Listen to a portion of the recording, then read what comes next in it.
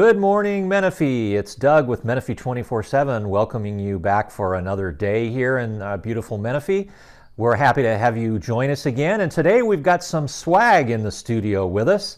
Swag meaning Social Work Action Group. They're a very important group that does a lot of great work in town, and we have here Adrian, Aaron, and Monica with us, especially at this time of year. It can be a sad time for a lot of people, homeless individuals, people in need.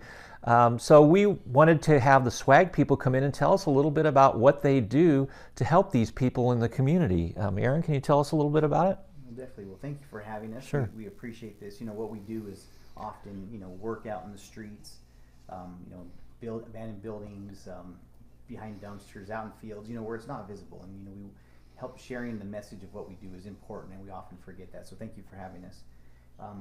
Adrian, myself, and Monica, we all have governmental experience in dealing with homeless individuals. So we bring, what's kind of unique with us, we bring a sense of wanting to help, but also balancing the needs of an entire community.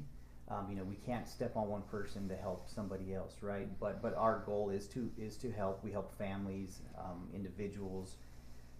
We work in Menifee, Lake Elsinore, Wildomar, and Paris, and that's important to us because homeless individuals, they cross borders. There's no jurisdiction that they follow, right? And so we're able to work with people as they transition through different situations.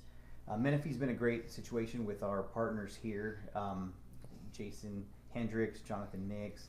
The council has been awesome. The Interfaith Council and City Council.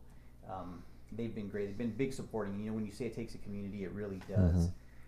We're out there with Sheriff Deputy Rice. I can't forget Deputy Rice, and Park Ranger Brandon Sampson. It's a whole team of us, individuals, law enforcement. We're out there showing that we care, showing that there's a compassionate side. You can't arrest people into ending their homelessness. Right. You can, as long as they're incarcerated, but once they're out, that didn't fix any of the problems that were there before.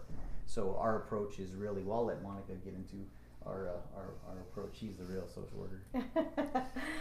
So what we do is we go out in the streets and we really get to know the folks that we serve. We build a relationship with them, and we let them know that they are important, and we really get them connected to resources.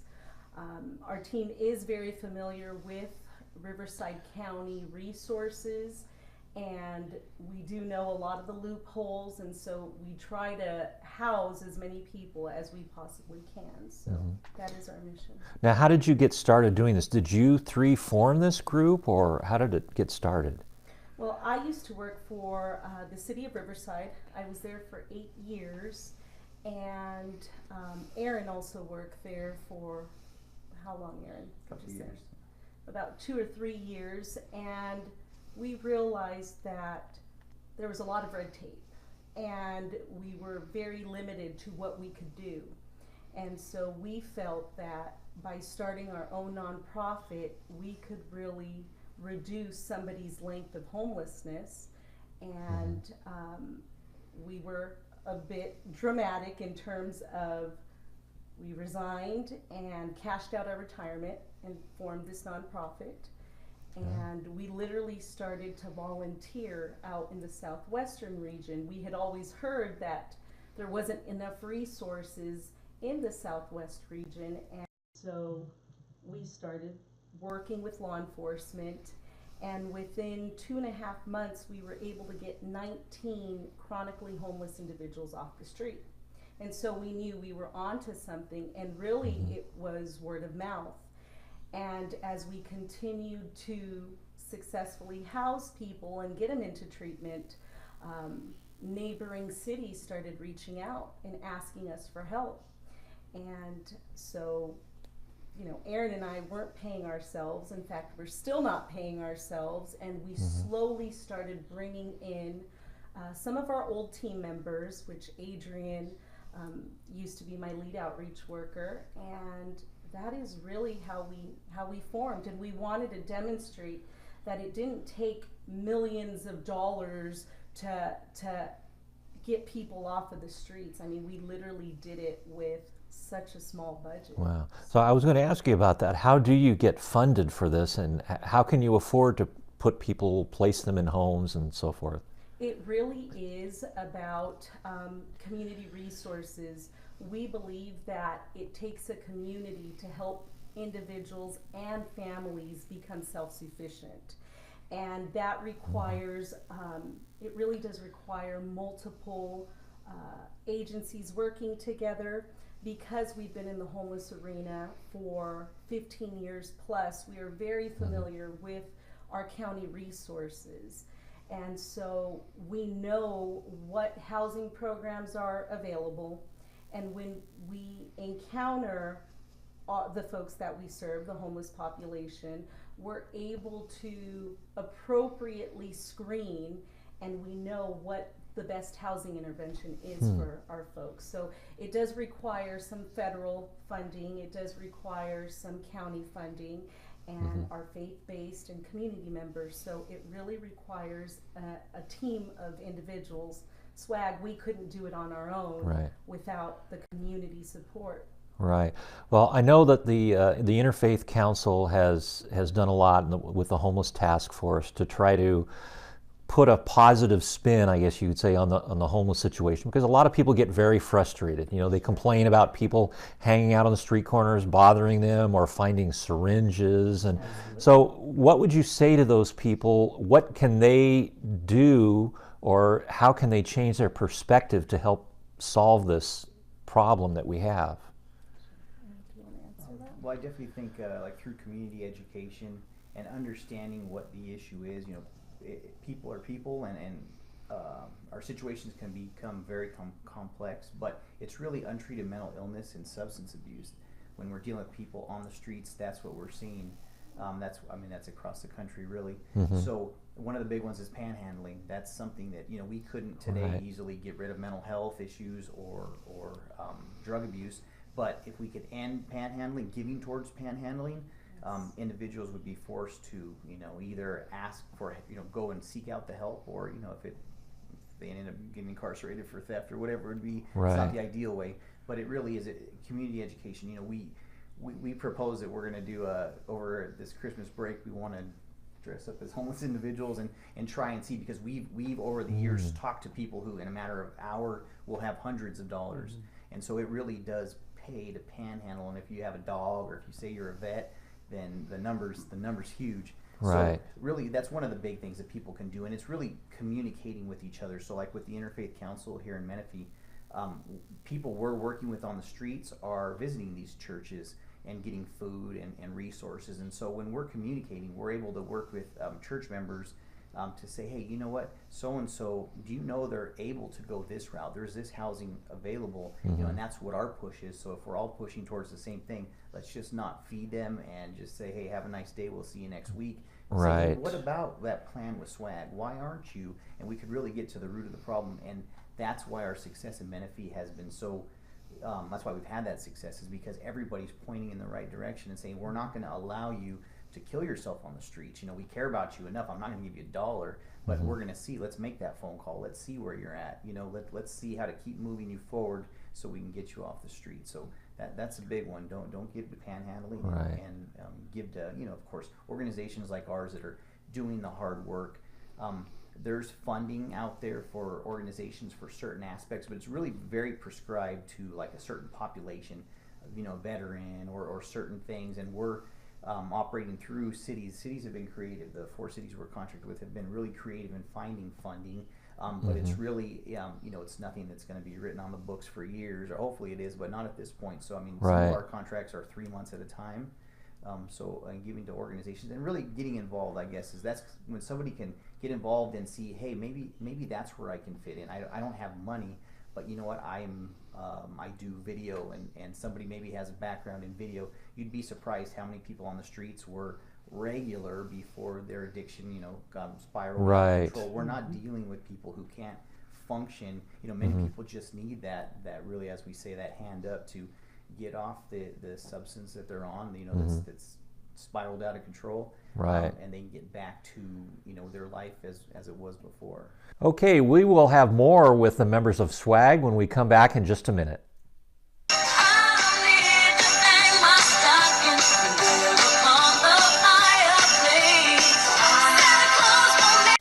Myrnas Cafe and Grill in Menifee offers great banquet rooms to go along with great food this holiday season. Book your holiday party now to enjoy the best of American and Mediterranean cuisine in a warm, festive atmosphere. Egyptian by ancestry and American by birth, Myrna was born and raised in the U.S. but has deep Egyptian roots. This blend of different cultures, foods, and tastes is evident in everything Myrna's does. The food is what will bring you in and keep you coming back. Take a break from meal planning and enjoy a holiday meal with friends and relatives at Myrna's. They are waiting for you.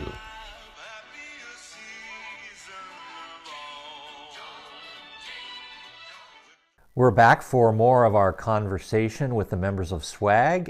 Now, I've talked to Deputy Rice about this, and he's told me that it often takes several contacts with a person to kind of gain their trust. What have you found about the reception that you get as you go around the city and talk to these people? Adrian's out. Your turn, Adrian. So for us, absolutely, it can take several engagements before you gain trust Here's the microphone. of somebody. Hey, but I think when it boils down to it, our outreach approach is it's not unique. It's not anything that hasn't been done. It's what we're doing is we're bringing these resources to the people, right?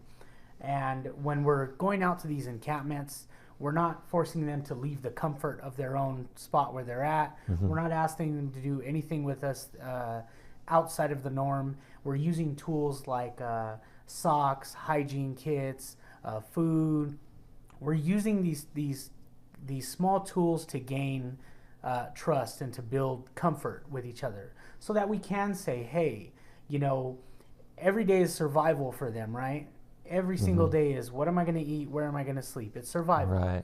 And they operate in that for so long that it becomes pattern, and that becomes just the norm. So when we're showing up and saying, okay, you're going to need an ID and you're going to need a social security card. Let's go to the office right now. Jump in the car. We'll take you. Well, maybe not today. Right. Usually it's, I got to go find food and I have to go, I have to take care of what I need to do, my norm.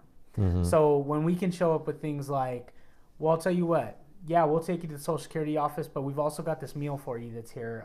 We've got a nice fresh pair of socks for you, because I don't know how about anybody else, but even now, when I put on a new pair of socks, it feels amazing. Yes, right? Definitely. So you look at individuals who are forced to wash their socks in gullies and places that aren't typically fresh water with soap and things like that. They're doing the best they can with what they have. So the engagements can be prolonged if you're just showing up and, hey, how are you? No, you don't want to go today. Sure, the engagements can go on and on and ongoing.